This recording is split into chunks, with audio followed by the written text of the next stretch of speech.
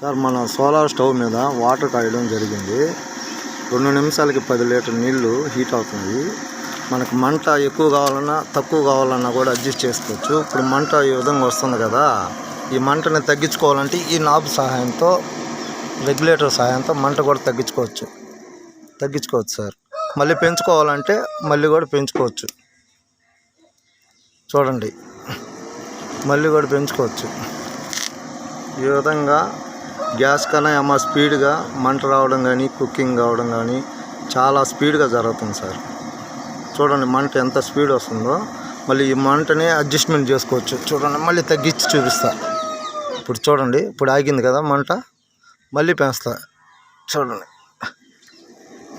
మళ్ళీ చూడండి. ఈ విధంగా అడ్జస్ట్మెంట్ కూడా ఉంది సార్ దీనికి.